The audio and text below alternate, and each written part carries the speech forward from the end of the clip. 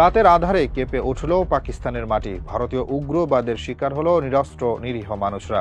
সবাই যখন গভীর ঘুমে মগ্ন, তখন ভারত দেখালো তাদের নোংরামির আরও একটি আচরণ। কোনো আগাম বার্তা ছাড়াই কাপুরুষের মতো রাতের আধারে হামলা করা ভারতের নতুন কোনো স্বভাব নয়।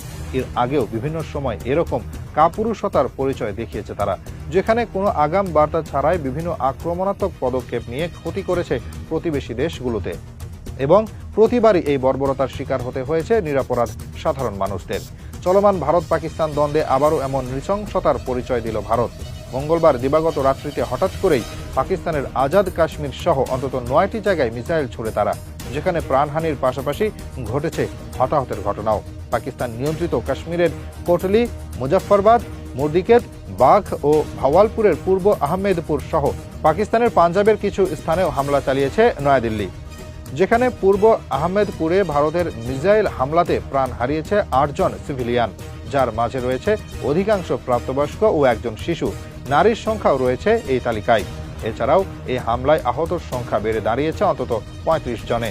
এমনকি আহমেদপুর ও কোটলির 2টি মসজিদের উপরেও চালানো হয়েছে মিসাইল হামলা, যার কারণে ক্ষতিগ্রস্ত হয়েছে 2টি মসজিদ। পাকিস্তানি সামরিক কর্মকর্তার মতে, মসজিদে হামলার মাধ্যমে ভারতীয়রা প্রমাণ করেছে এটি আরএসএস এর হিন্দুত্ববাদীর মতাদর্শ। এর পাশাপাশি বাড়িঘর ও রাস্তা সহ বেশ কিছু অবকাঠামো ধ্বংস করা হয়েছে বলেও তাদের দাবি। তবে এ বিষয়ে ভিন্ন দাবি ভারতীয় সামরিক কর্মকর্তাদের। তাদের মতে, ভারতীয় কাশ্মীরের পেহেলগামে জড়িত সন্ত্রাসীদের উদ্দেশ্য করেই চালানো হয়েছে এই হামলা। এখানে কোনো পাকিস্তানি সশস্ত্র বাহিনীর অবকাঠামো ক্ষতিগ্রস্ত করা হয়নি এবং এই অভিযানের নাম দেওয়া হয়েছে অপারেশন সিঁদুর। অপারেশন সিঁদুরের মাধ্যমে শুধুমাত্র পেহেলগামের ঘটনায় জড়িতদের অবকাঠামো ধ্বংস করা হয়েছে এবং এই অভিযানে তারা পাকিস্তানের 9টি স্থানে হামলা চালায়, যেগুলো থেকে ভারতে হামলার পরিকল্পনা সাজানো হয়েছিল।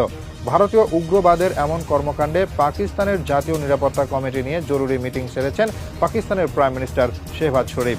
একই সাথে পাঞ্জাবের চিফ মিনিস্টার মরিয়ম নওয়াজ শরীফ তার প্রদেশে জরুরি অবস্থা জারি করেন এবং হাই অ্যালার্ট জারি করা হয়েছে পাকিস্তানের আকাশপথেও, যার কারণে বাংলাদেশগামী 2টি ফ্লাইট টার্কিশ এয়ারলাইন্স TK712 এবং কুয়েত এয়ারওয়েজ J9533 তাদেরকে গন্তব্য পরিবর্তন করে ফিরে যেতে হয়েছে মাঝপথেই। এই 2টি বাদে বাকি সকল বাংলাদেশ কেন্দ্রিক ফ্লাইটগুলো গ্রহণ করছে বিকল্প রাস্তা। ভারতের এমন কর্মকাণ্ডে জবাব দিতে বসে নেই পাকিস্তানও। জরুরি বৈঠক শেষে এর পাল্টা জবাব দিতে শুরু করে ইসলামাবাদ।